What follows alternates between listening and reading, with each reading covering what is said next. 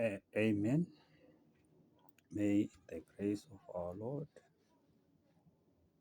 Jesus Christ and our Father,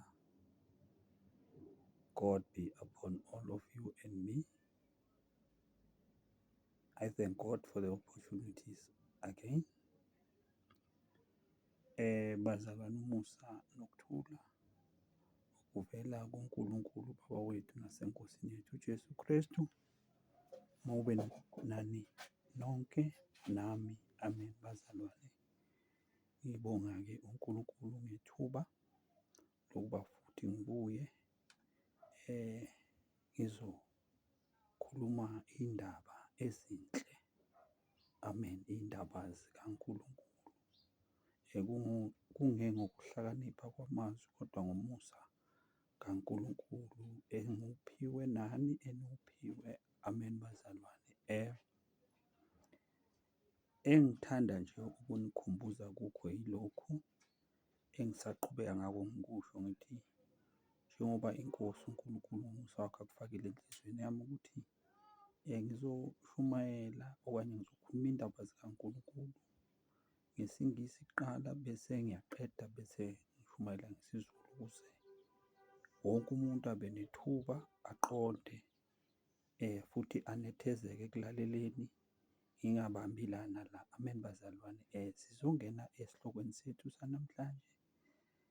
NgesiLungu sithi no one should boast about people. Makungabikho umuntu ozibonga ngabantu. Amen bazalwane. Ukubhosta, uba proud, ukuzigabisa umuntu athi mina nginabantu abangaka, mina ngithandazela abantu abangaka baphile. Cha bazalwane, uNkulunkulu wenza lo msebenzi. So no one should boast about how many people he has in his church. No one should boast about who preaches in his or her church. Amen. So our title today is no one should boast about people in church. So I will start by highlighting something very important, special to those boasters. Let's go to Deuteronomy chapter 24. Deuteronomy chapter 4, verse 21. Deuteronomy 24, verse 21. It reads as follows. Deuteronomy 24, verse 21. It reads as follows. This is Moses leading multitude of people. Can make you sing. Amen. Deuteronomy chapter 4, verse 21.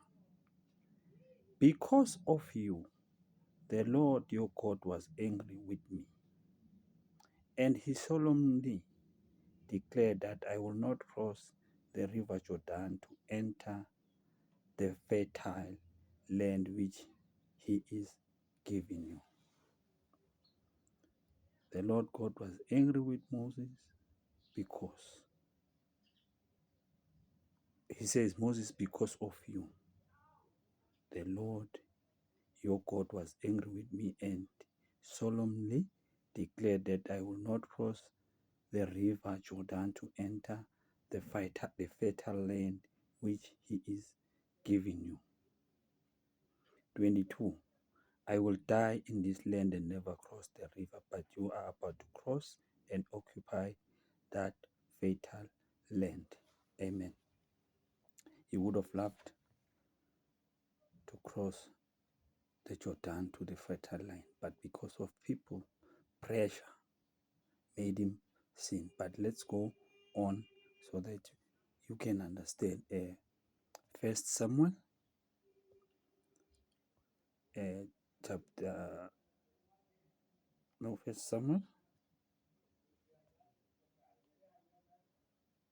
First Samuel chapter 15 verse 23. And this is Samuel speaking to Saul, the first king of Israel. 23, 1 Samuel chapter 15, verse 23. Rebellion against him is as bad as witchcraft. To rebel against God, it is as bad as witchcraft. And arrogance is as sinful as idolatry. Because you rejected the Lord's command, he has rejected you as king. You'll find out what is the reason. Verse 24. This is Saul. Yes, I have sinned. Saul replied, I disobeyed the Lord's command and your instruction. I was afraid of my men and did what they wanted. He said he was afraid of the men or of the people he was leading. He disobeyed God's command because of the people. Let me read it again, verse 24. Yes, I have sinned, Saul replied. I disobeyed the Lord's command and your instruction. I was afraid of my men and did what they wanted. But now, I beg you, forgive my sin and go back with me, so that I can worship the Lord. 26. I will not go back with you, Samuel answered. You rejected the Lord's command, and he has rejected you as king of Israel. Now, here it shows that if you lead multitude of people, like Moses was leading children of Israel, they rebelled against God so many times until Moses himself was angry and did things against God. So God said, you will not enter the land, the promised land. Like here, Saul was rejected by God because he pleased people instead of keeping the Lord's command. So our title says, do not boast about people. Do not boast about which church you go. Do not boast about your preacher. Do not boast about your pastor. Do not boast about your bishop. Do not boast about your prophet. Do not boast about how big a church is. Because if you lead so many people, it might happen that you might sin as Saul was rejected by God, because instead of keeping God's command, he listened to his people and he sinned against God. Amen. Let's go to the original title. This is First Corinthians chapter 3, verse 21. First Corinthians chapter 3, verse 21.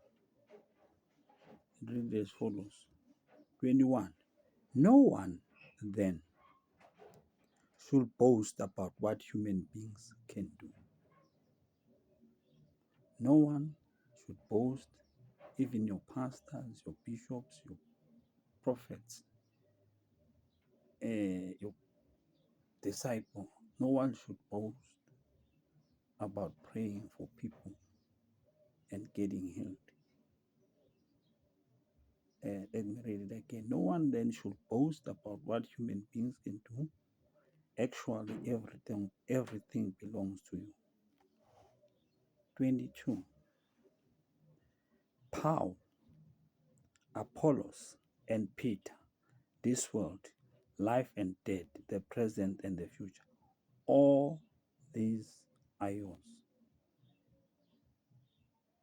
Don't boast about, because the Corinthians started arguing. Some said, I am of Apollos.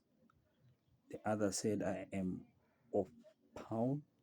The other said, I am of Peter. Amen. So don't boast about the church you attend.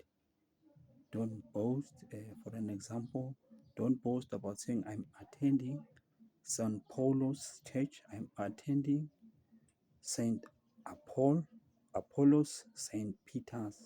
Don't boast about church. Don't boast, because everything that is in this world, God created everything for us. God is working among us.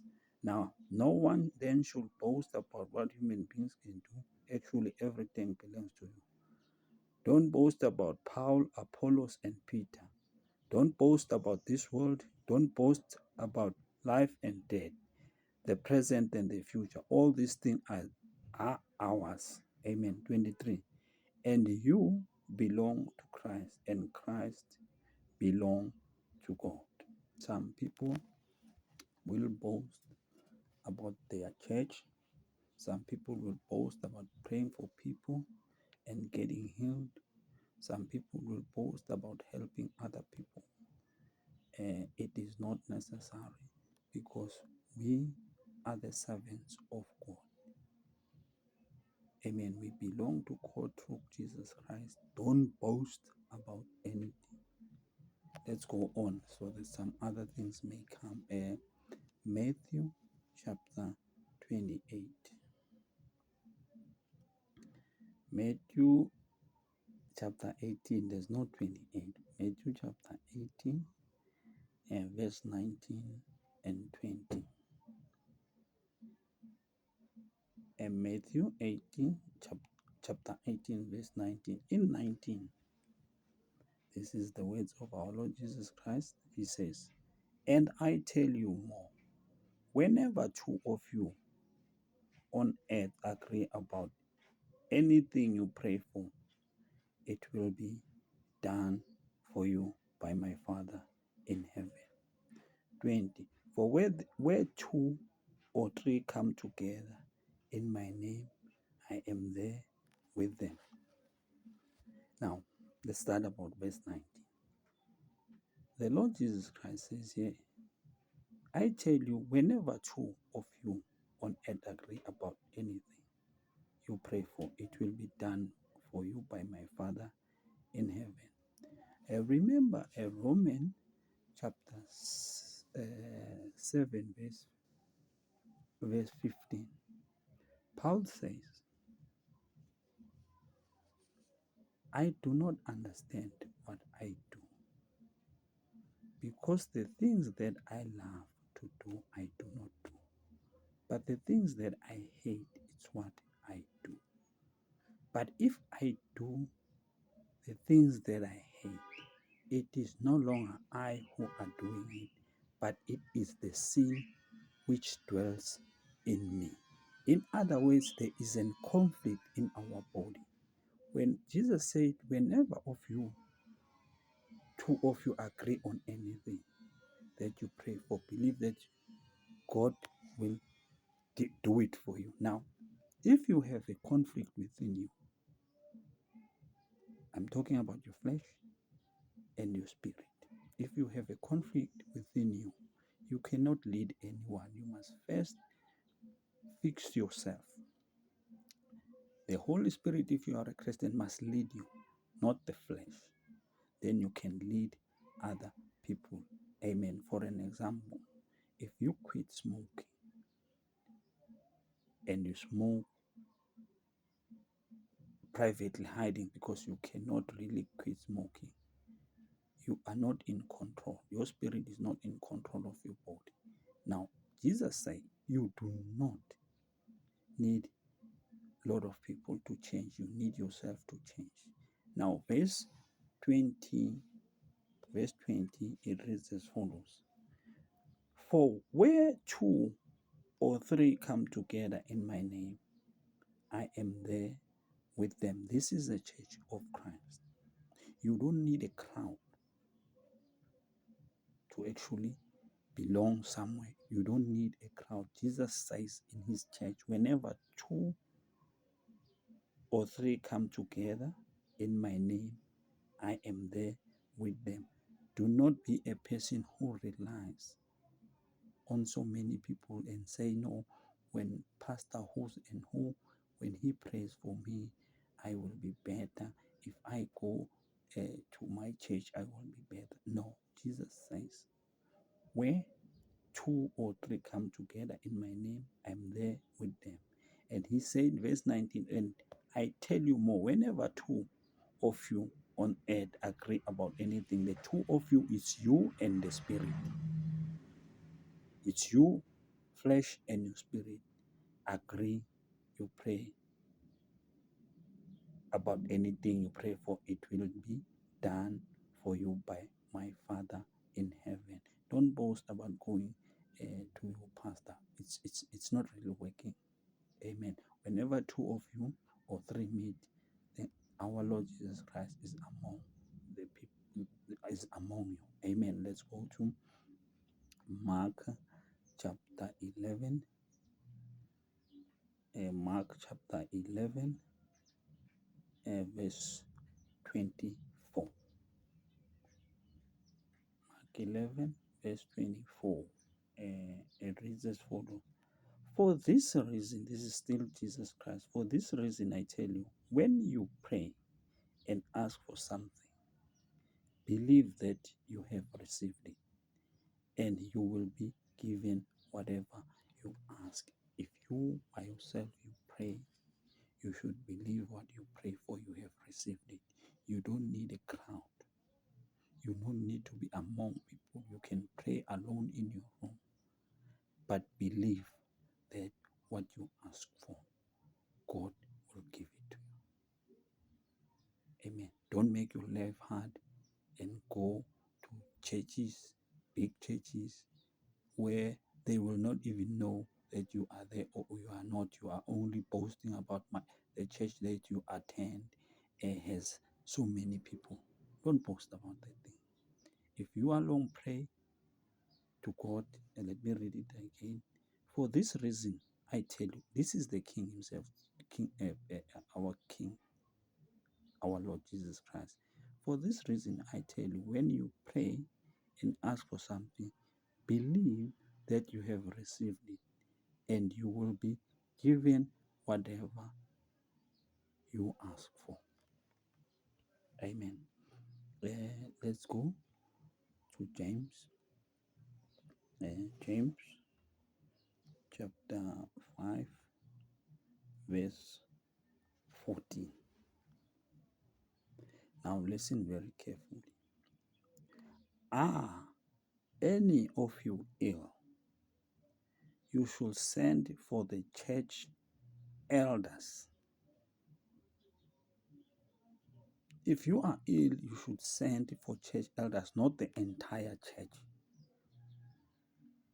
who will pray for them and rub olive oil on them in the name of our Lord Jesus Christ. If a member of a church is ill, that member should send for the church elders, not for the entire church. Are any of you ill, you should send for the church elders, who will pray for them and rub olive oil on them in the name of the Lord Jesus Christ. Amen. Verse 15. This prayer made in faith. In other words, our faith, when we pray for you, your faith and our faith in the name of Jesus Christ must connect.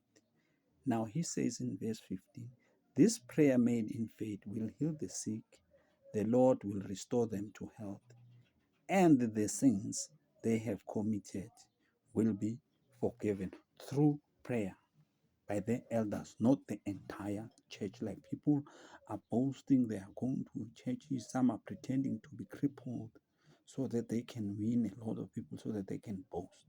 Some are hiring fake people to pretend as if they've been healed. That's a sin. Amen. Let's go to 2 Peter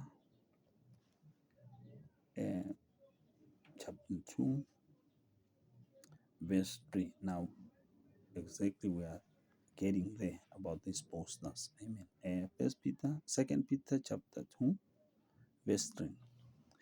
These boasters, Peter saying, in their greed, these false teachers will make a profit out of telling you made up stories. These boasters, these false teachers, in their greed, these false teachers will make a profit out of telling you made up stories. For a long time now, their judge has been ready and their destroyer has been wide awake.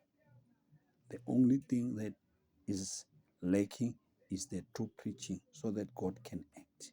Now, I'm telling you, I'm preaching from the scripture.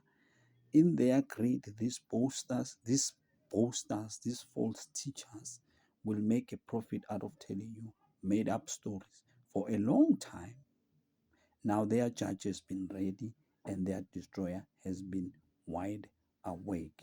Verse 10. Verse 10. Especially those who follow their filthy bodily lusts and despises God's authority. Those people are rejected like Saul was rejected by for especially those who follow their filthy body lust and despise God's authority, like Saul rejected the Lord's command, and because of that, God rejected him. And Moses couldn't enter the land of the promise because he listened to people instead of listening to God. Now, these boasters, for the sake of making money, they tell people lies. They hire people to talk lies, to pretend that they have been healed. They've been healed. They've been sick of this and that. They boast so that they can win people. Amen. Now we are reading First Peter chapter 2 on verse 10, especially those who follow their filthy body lusts and despises God's authorities. Amen. Verse 17, verse 17 to 21. Right. These people are like dried up springs. The way they are so sour, they can't even preach. Now Peter is saying these people are like dried up springs, like clouds blown along by a storm. God has reserved the place for them in the deepest darkness. Verse 18. They make proud. That's boasting. They make proud and stupid statements. We healed that one. Our church, we build it. We help the poor. They boast. In these people are like dried up springs, like clouds blown along by a storm. God has reserved the place for them in the deepest darkness. Verse 18. They make proud and stupid statements instead of preaching the words of God, and use immoral bodily lust to trap those who are just beginning to escape from people who live in error. In other words, when people want to repent and leave sins, but still when they go to churches, they are waiting for them. The Apostle Peter said they make proud and stupid statements and use body lust to trap those who are just beginning to escape from among people who live in error. Verse 19. They promise them freedom while they themselves are slaves of destructive habits. They are prosperity preachers, boasters, prouds. They promise people this and that. They promise people big houses. They promise people better jobs. They promise people things that are not in the scripture. They despise God's authority. Amen. They promise them freedom while they themselves are slaves of destructive habits. For a person is a slave of anything that has conquered him. Greed, pride has conquered them. They are slaves of greed and pride. Verse 20. If people have escaped from corrupting forces of the world to their knowledge of our Lord and Savior Jesus Christ, and then are again caught and conquered by them. Such people are in a worse state at the end than they were at the beginning. Those are people who were preached or who accepted the word of God and followed because of greed. They abandon the truth of God. They make up stories. Now they are worse. Everyone is seeing them. The way they're boasting, they are no longer in God's command. Amen. Such people are in a worse state at the end than they were at the beginning. Verse 21. It would have been much better for them never to have known the way of righteousness than to know it and then turn away from the sacred command that was given them. Amen. What happened to them, verse 22, what happened to them shows that the proverbs are true. A dog goes back to what it has vomited, and a pig that has been washed goes back to roll in the mud. Now, the Apostle Paul is describing them as dogs who goes back to what a dog has vomited and is going back to eat what it has vomited. These are people who abandon the true faith. Amen. They are like dogs. Amen. Jude, Jude chapter 1. Jude chapter 1 is only one book. Verse 12. We still continue. Verse 12 and 13 and 16. Jude chapter 1. Those boasters, with their shameless carousing, they are like dirty spots in your fellowship meals. They take care only of themselves. They are like clouds carried along by the wind, but bringing no rain. They are like trees that bear no fruit. Even in autumns, trees that have been pulled up by the roots and are completely dead. 13. They are like wild waves of the sea. When they preach, they make noise. You don't understand what are they saying. I don't know where do they get this thing that when they preach, they fart with their mouth on the microphone. I don't know what kind of preaching, brrr, brrr, like they farting with the mouth. Amen. Now, the Apostle Jude describes him like they are like wild waves of the sea, with their shameful deeds showing up like foam. They are like wandering stars, for whom God has reserved a place forever in the deepest darkness. Verse 14. In the deepest darkness, now in the deepest darkness. Verse 16. These people are always grumbling and blaming others. They follow their own evil desires. They boast about themselves and flatter others in order to get their own ways. Instead of preaching people, they boast about things that they have. They boast about people. They boast about how big their ministries is. They boast about having private jets. They boast about things that which belongs into this world. Instead of preaching, they boast. Amen. Jesus is saying in Matthew 7, like the title is saying, do not be tricked by following a huge church just for the sake of being huge. Now Jesus is saying in Matthew chapter 7, verse 15, I think it's verse 13 to 15. Amen. Jesus is saying from Matthew 7, 13 and 14, go into the narrow gate, because the gate to hell is wide and the road that leads to it is easy.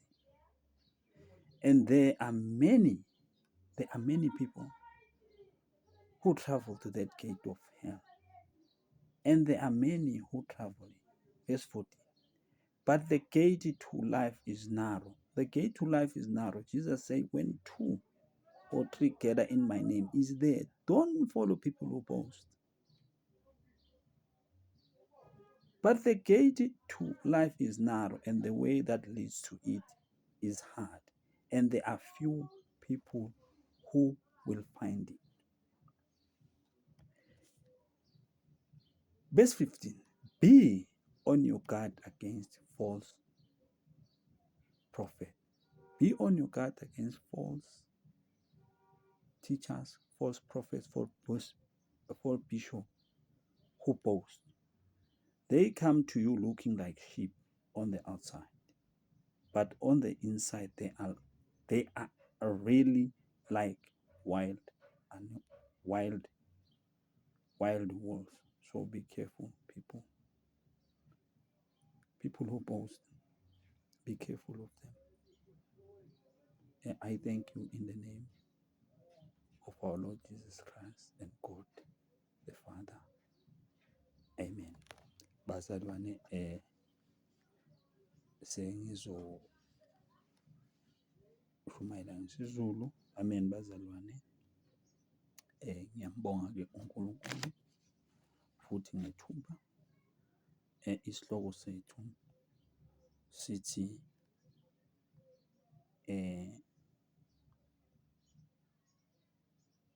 angabikho umuntu osibonga ngabantu. Amen bazalwane. Nabantu bakaNkulunkulu. Umuntu angathi abantu bami ebandleni lami bangaka, ngiphilisa abantu abangaka. Amen bazalwane. Siqaleni encwadini kaDeuteronomy chapter 4 verse 21. Ngizokwazi ukukhuluma isikithi-ke manje, ngizokwazi ukuchaza kahle. Amen.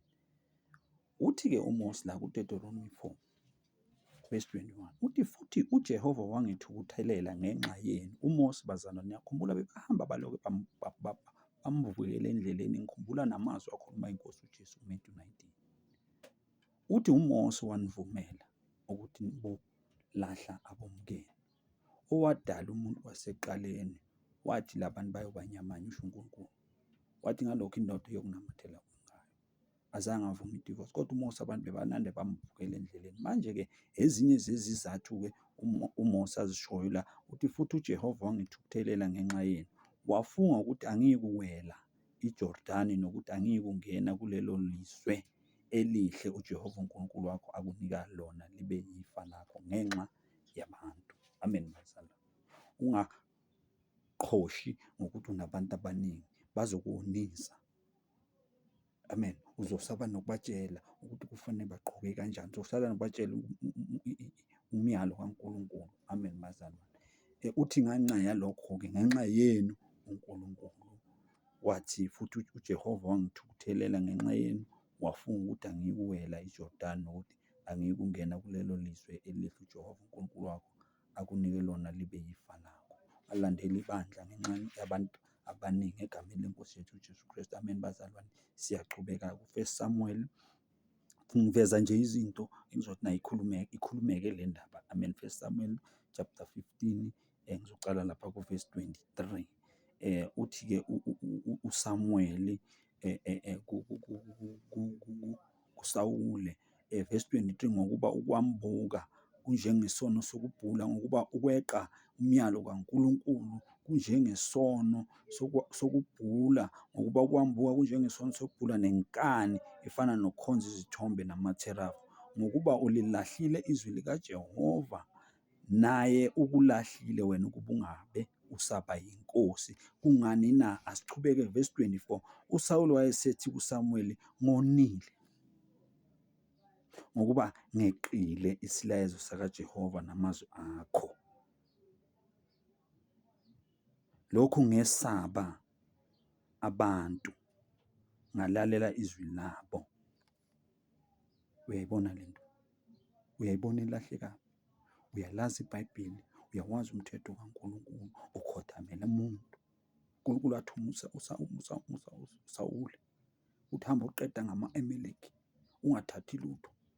Kodwa uSawule waleqa izwi likaNkulunkulu. Isitori sengelinye ilanga lana ngiveza ukuthi ngasaba abantu. Wase uthi uSamuel, ngonile ngokuba ngegxile isilayezo sikaJehova namazwi akho. Lokhu ngesaba abantu ngalalela izwi labo. Nawe uma uye ebandleni enkosini, awuye emntwini, uya kuNkulunkulu. Amen, bazalwane. Uma umuntu akhipha isimali ngenkani, bheka ukuthi uNkulunkulu uthini. Ungasabi umuntu, ungayiyeki ibandla lakho unless akulanda athi vele lana vele sikuyabhadalwa. Uma ubona ukuthi ayobhadala ungayeka, kodwa ungayekiswa umuntu ophasisa ama-remarks ngegama leNkosi yethu uJesu Kristu. Uthi-ke ngalokho-ke 25, ngalokho-ke ake uthethelele isono sami ubuye nami ukuba ngikhuleke kuJehova. 26, uSamuweli wathi kuSawule, angiyikubuya nawe ngokuba ulilahlile izwi likaJehova. Naye uJehova ukulahlile wena ukuba ungabe usaba inkosi phezu kuka-Israyeli. Uthi uMpostoli uPawulu lapha ku-2 Corinthians chapter 4, asiliphambanise izwi laNkulunkulu, asenzeli ukuthokozisa abantu, kodwa uNkulunkulu ovivinya iy'nhliziyo. Mzalwane, hlala ezweni, ungaziwoniswa abantu, ulahlekelwe osokusebenzile ngenxa yabantu abaziphakamisayo egameni leNkosi yethu uJesu Kristu. Amen, bazalwane, nizwile kancane. Asiyeni kwincwadi-ke ekuyona-ke eyisihloko, 1 Corinthians chapter 3 verse 21 to 23. Nizwe kahle bazalwane, ngoba abazalwane abaningi bayalimala. Amasonto namhlanje bawenze i-cartel, bawalawula ngendlela yobunkabi ukuthi nawubalekela ngale babuye bakhulumisane, bathi ningabantu babo noma ungabalekela bakusiza. Amasonto ayafana. Hlala ubambelele ezwini leNkosi uJesu aze akuxoshe yena. Ungayikhiphi imali uma ungafuni. Ifundeka kanjena-ke incwadi yethu, isihloko lesi sithi, ithi ngakho-ke akungabikho muntu, 1 Corinthians chapter 3 verse 21. Ngakho-ke akungabikho umuntu ozibongayo ngabantu, ngokuba konke kungokwenu. Verse 22, noma uPawulu noma u-Apholo noma uKhefasi noma izwe noma ukuphila noma ukufa noma ukukhona noma okuzayo khona noma okuzokuba khona, konke kungokwenu. 23, nina-ke ningabakaKrestu, uKrestu ungokaNkulunkulu. Ingabe igqilaza abantu bazalwane. Konke okukhona emhlabeni kungokwethu. Ungazikhulekela, ningakhonza nomndeni wakho, nibabili nibathathu. Umuntu angaqhoshi ingane. Amen, bazalwane. Engikucelayo bazalwane, amen bazalwane, kungabikho khona umuntu ozoziphakamisa phakathi kwenu ngaphezu kwaloko amele abe yikho, bese nina niyavuma. Amen. Uthi-ke uMpostoli Phawula, akungabikho umuntu, ngakho-ke akungabikho ozibongayo ngabantu ngokuba konke kungokwenu. 22, noma uPawulu noma u-Apholo noma uKhefasi. Nayi-ke indaba enkulu, ngoba lapha kwabaseKorinto okokuqala baphikisana ebandleni laseKorinto. Omunye wathi mina ngingokwaPhawulu, omunye ngingokwaKhefasi, usho uPetro, omunye ngingokwa-Apholo. Le nto bazalwane idala ukwahlukana ebandleni. Ibandla leli enguli ibandla leNkosi. Uma uyofuna umfundisi akunamfundisi la. Awukudingi usuke la uze uyokhonza kwenye indawo ekude ngoba ulandela umuntu, ulandela iNkosi, uzonikwa amazwi eNkosi bazalwane. Aningakhethi omunye umuntu kunomunye umuntu. Amen. Sishumayela cishe ngokufana, siphiwe kodwa iy'phiwo ey'hlukene. Amen bazalwane. So ungazibongi umuntu, nabo labafundisi nabafundi nabobhishobhu benu bangazibongi ngani bathi awubheka ibandla lami likhulu kunebandla likazibanibani. anisibantu babo, ningabantwana bakaNkulunkulu. Amen, bazalwane. Ake siqhubekeni-ke siye lapha kuMatewu, Matewu chapter 18, verse 19 and 20, nizokwazi ukuqonda okunye okubalulekile. Matewu 18 verse 19 uthi uJesu, verse 19, futhi ngiqinisile ngithi kini, uma ababili emhlabeni bavumelana noma ngaluphi udaba abalucelayo, bayakulwenzelwa nguBaba osezulwini. Manje-ke bazalwane, ningadideki. Nibabili la emzimbeni, inyama nomoya. Iqala lapha indaba. Uma uhluleka ukulawula eyakho inyama, kusho ukuthi umoya wakho awukholwa kahle. Uthi umpostoli Paul lapha kuRomans chapter 7 verse 15, ngokuba engikwenzayo angiqondi, ngokuba lokhu engikuthandayo angikwenzi, kodwa lokhu engikuzondayo yikho engikwenzayo. Uma ngenza lokhu engikuzondayo, akuseyimi okwenzayo, kodwa isono esihlala kimi. Amen, bazalwane. Uma ungakalungisi lokho, angeke mzalwane umhole even nomndeni. Kufanele uma ukholwa, inyama yakho uyithambise ngokukholwa kwakho, ilandele umoya wakho. Amen, bazalwane. Umzekelo nje elula, uma umuntu eke ayeke utshwala, uma esebuyele etshwaleni, uphuza ngathi uphuzela nalesikhathi ayeka abehlezi engaphuzi, afihle abantu baze bambone. Nomuntu uma ethi uyikholwa angakholwa, uhlulwa inyama, angeke akholwe. Amen, bazalwane. Uthi-ke lapho uJesu-ke, inkosi-ke ithi-ke lana, futhi ngiqinisile ngithi kini, uma ababili kini emhlabeni bavumelana noma ngaluphi udaba abalucelayo, bayokulwenzela nguBaba osezulwini. Inkosi uJesu ukhuluma ngawe nenyama, inyama nomoya wakho. Verse 20, ngokuba lapho kubuthene ababili noma abathathu, uyayizwa-ke manje le nto, sekayayicacisa inkosi ukuthi no, lapho kubuthene. Ekuqaleni uthe uma ababili kini emhlabeni, ukhuluma ngenyama yomuntu nomoya ongaphakathi komuntu. Umuntu kabili uyinyama, unomoya kaNkulunkulu, le ithempeli kaNkulunkulu. Manje la uthi ngokuba lapho kubuthene ababili noma abathathu egameni lami, ngikhona lapho phakathi kwabo. Amen, bazalwane. Asiyeni-ke ngisaqedelela lapho, noma kubuthene ababili bazalwane, akudingi ube phakathi kwabantu. Inkosi, ibandla lenkosi lithi noma nibabili, mina ngangaka bayashumayela abantu abayi-4 abayi-5, anginankinga, bangabantwana bakaNkulunkulu. Angeke ukuthi abantu abekho ebandleni, abantu bakhona bababili babathathu. Usuke ulahlekile ungayazi into, awuzazi, awuyazi iposition yakho. Abantu ababili noma bebathathu, inkosi ikhona, iyoba ngeyesihlanu phakathi kwenu egameni lenkosi yethu uJesu Kristu. Awudingi ukuze uposte ngabantu abaningi, uthi ufuna abantu abaningi. Cha, bazalwane, noma ababili abathathu babuthene egameni lami, ngiyoba khona phakathi kwabo. Asiyeni kuMarku, bazalwane, sizokwazi ukuthi siqaqise izinto zicace, noma ngishesha kodwa zizocaca. Marku chapter 11 verse 24, ithi inkosi uJesu, kusaqhuluma yona, ithi ngalokho ngithi kini, konke enikukhulekelayo nenikucelayo, kholwani ukuthi nikwamukele, niza kuba nakho. Amen, bazalwane. Kholwani ukuthi nikwamukele, niza kuba nakho. Amen, bazalwane.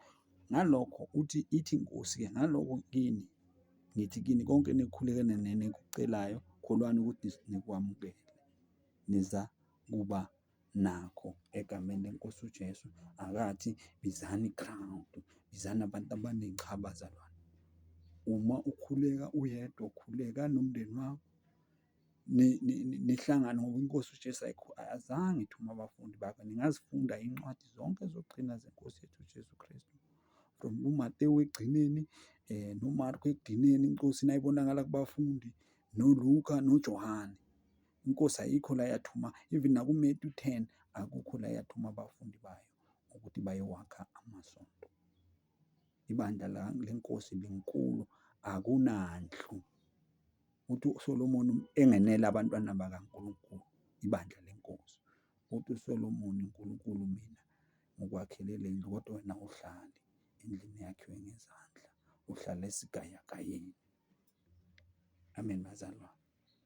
Manje la uthi-ke ku-24 uMarku 11:20, ngalokho ngithi kini konke enikukhulekela nikucelayo, khulani ukuthi nikwamukele, niza kuba nakho enizikhulekela nina, ningafuni bazalwane ukuba phakathi kwabantu.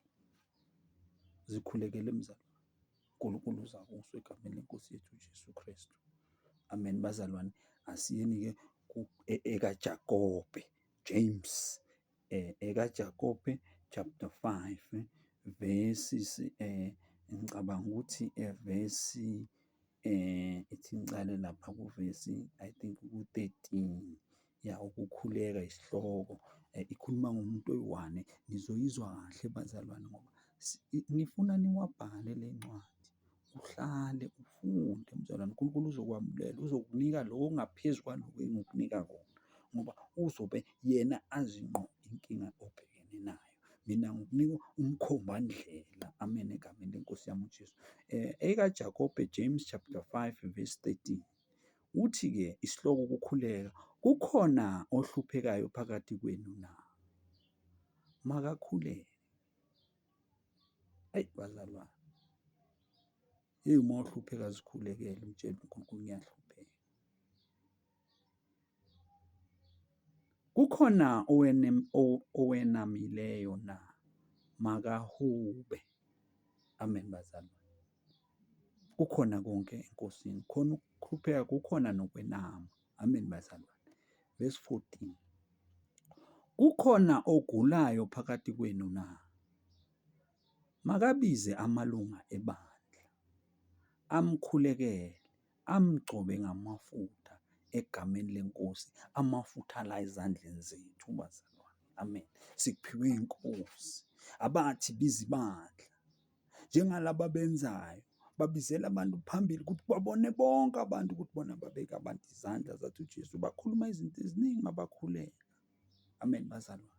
Biza amalunga ebandla, noma bababili babathatha, iNkosi izoba khona. Ungaze ukwatele ukuthi hayi mina bengikhula ngibone uzibanibani nozibanibani, uzibanibani angimbonanga. Bonga uNkulunkulu amalunga ebandla, nabomama bekhona, umkhuleko wabo unamandla egameni leNkosi yethu uJesu Kristu bazalwane. Ukhona ogulayo na phakathi kwenu? Makabize amalunga ebandla, amkhulekele, amgcobe ngamafutha egameni leNkosi. Verse 15, umkhuleko wokukholwa, ukukholwa kwethu nokwakho esikukhulekelayo uma kuhlangana, lithi iBhayibheli, umkhuleko wokukholwa uya kumsindisa ogulayo, iNkosi imvuse noma enzile izono, uza kuthethelelwa zona. Amen, bazalwane. Ngiyayiphinda, verse 15, umkhuleko wokukholwa uya kumsindisa ogulayo, iNkosi imvuse noma enzile izono, uza kuthethelelwa zona. Amen, bazalwane. Verse 16, ngakho vumani izono omunye komunye, nikhulekelane ukuba niphulukiswe. Umkhuleko oqinileyo olungileyo unamandla kakhulu. Bazalwane, uma ngabe kukhona umuntu omonile, awuvuni izono zakho zenziwe kuNkulunkulu kubantu. Uma kukhona umuntu omonile, inhliziyo yakhe ibihlungu, thatha omunye phakathi ebandleni okuhlangana naye, uye kuloyo mzalwane omonile, ufike uvume izono, ucele uxolo. Lithi iBhayibheli, ngakho vumani izono omunye komunye, nikhulekelane ukuba niphulukiswe, ngoba naye lo omonile, uma senikhuleka nivumelana ninonke, naye uzophuluka, nawe uzophuluka. Ngoba ithi ngakho, verse 16, ngakho vumani izono omunye komunye, nikhulekelane ukuba niphulukiswe. Umkhuleko oqinileyo olungileyo unamandla kakhulu. Amen, bazalwane. Verse 17, wenza umzekelo owenzeka encwadini yamakhosi emihleni ka-Eliya. Uthi-ke lana uJakobe, njengoba sakhiwe kwisisekelo sabapostoli, uthi uJakobe ngo-Eliya, verse 17, uthi u-Eliya wayengumuntu efana nathi. ukukhuleka nokukhuleka kubalingani. Alinanga emhlabeni iminyaka 3 nezinyanga eziyisithupha. Wabuye wakhuleka.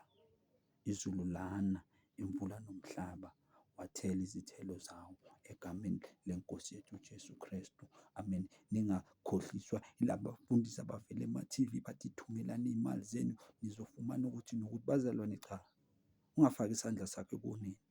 Uyona uma wenza kanjalo bazalwane. Kukhona incwadi engisazosifunda uma iNkosi ivuma ngisaphila bazalwane.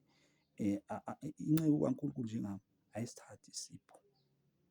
2 Peter, incwadi yesibili kaPetru, isahluko sesibini, kuvesi 2 and kuvesi 3, kulaba abaqhoshayo ngamabandla. Uthi-ke uPetru, nangokufisa bayenza amahlaya emasontweni, benze abantu emabandleni abo nakuma-ministries abo. Abafundisi bamanga, nabaprofeti bamanga, nabobhishobhi bamanga, namakhosikazi abo nabantwana babo. Uma benza le mihlolo, uthi uPetru, nangokufisa bayakuthengiselana ngani ngamazwi obuqili. Ivesi 3, abakulahlwa kwabo kwamandulo akulibali. Kumele kushunyayelwe ukuze uNkulunkulu azokwazi ukuthi ahlulele bazalwane. Uma uma uJona angakafiki, uNkulunkulu ngeke alihlulele iNineve. Uma kungakaphumi umzalwane ashisekela aphumele ngaphandle ashumayele, ngeke bahlulelwe labafundisi. Ubabuka babonke bakhuluma into eyi-one. Uthi-ke la, nangokufisa kwabo ayokuthengiselana ngamazwi obuqili. Abakulahlwa kwabo kwamandulo akulibali, nokubhujiswa kwabo akuzeli. Amen bazalwane. Verse 10 uthi lana kuvesi 10 uPetru-ke ikakhulu labo abahamba ngokwenyama enkanukweni yokuzingcolisa, badelela ubukhosi, bengamaphicankani nabaziqhenyayo, ababhostayo, njengoba isisho bayaziqhenya, bangamaphicankani nabaziqhenya, abasabi nokuhlambalaza benkazimulo. Egameni leNkosi uJesu, basaba ukukhuluma noma yini. Amen bazalwane. Egameni leNkosi yami uJesu Kristu bazalwane, ngiya kuvesi 12 kuyo le ncwadi, verse 12. Kepha laba behlambalaza benjengezidalwa ezingenangqondo ngemvela, zizalelwe ukubanjwa nokubhujiswa, nabo bazakubhujiswa ekubhujisweni kwazo, behlambalaza abangakwaziyo. Verse 12. Verse 13, bamukela umvuzo wokungalungi labo abathi ukutamasa emini kungukuzijabulisa. Bayizisidla nezinsolo bezitika ekukhohliseni kwabo bedla nani. Amen bazalwane. Verse 16. Kepha verse 16. No, verse 17 bazalwane, verse 17 ngisuka ku-10 verse 17. Verse 17, labo bayimithombe engenamanzi nezinkungu eziqhutshwa yisiphepho, abagcinela ubumnyama bobumnyama. Verse 18, ngokuba bekhuluma udwadwa amazwi ayize, babayeka ngezinkanuko zenyama nangamanyala labo abasaphephayo abahamba ngokuduka. Verse 19, bebathembisa inkululeko, kanti bona uqobo lwabo bayizigqila zokubhubha, ngokuba lokho umuntu ahlulwa yikho isigcila sakho.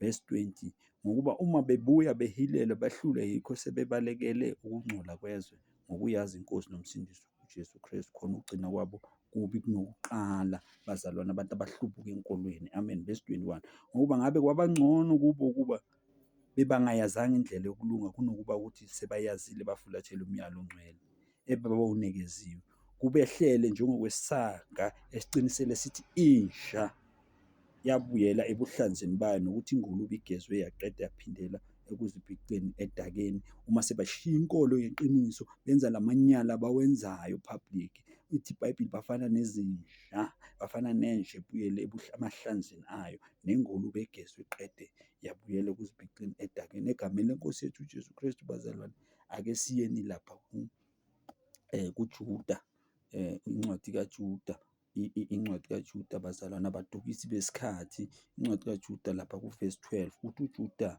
kuvesi 12, yilabo abayizisihle emadilini enu othando bedla nani, bengasabi, beziklabisa, bangamafa angenamanzi achujwa yimoya. Hey bazalwane, labazalwane laba, hey bamuncu, into abayaziyo umsindo, bayarasa. God will promise, God will give you big cars and a beautiful wife. uNkulunkulu uma ufaka 700 uyithumela uzayitripulisha. Iphepha eBhayibhelini bazalwane, nibhekene. Yilaba abayizisile emadilini enothando, badla nani, bengesabi, bezigqabisa, bangamafa anganamanzi achujwa yimimoya, bayimithi yasebusika engenazithelo efakabili sishuliwe.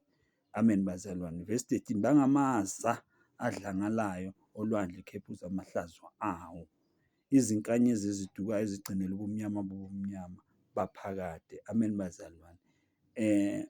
Verse 16, yilabo abakhononayo nabasolayo, bahamba ngezinkanuko zabo, umlomo wabo ukhuluma uwangala, betusa ubuso ngenxa yenzuzo. Bavimba futhi nabanye abantu bangashumayeli ngoba abazwakali, bathuswa abantu abashumayela izwi likaNkulunkulu. Amen bazalwane. Inkosi kuJesu ithi-ke la kuMathewu chapter 7, ngoba bazalwane abantu babhosta ngobukhulu besonto, ubhoste ngobukhulu besonto kanti liyakukhuthuza, uvelelwe inhlekelele, umfundisi angezi abheke incwadi athi lona seyiwe akakhiphe imali okanye asisigcoke isambatho. Landela ibandla bazalwane, ibandla lenkosi ligcwele umhlaba, ligcwelele iSouth Africa yonke. Angivuli isonto, ngisebandleni lenkosi. Amen bazalwane. Nezinto ezenzakala la ebandleni ngizozikhahlela zona ngezwi lenkosi, egameni lenkosi yethu uJesu Kristu. Uthi-ke uJesu la kuMathewu chapter 7 uvesi 13, uthi ngenani ngesango elincane, ngokuba isango libanzi nendlela enkulu eyisekubhujisweni baningi abangena khona. Bazalwane lalela, ngakho ungalandeli abantu abaningi babonisa njengoba bonisa uMose noSawule.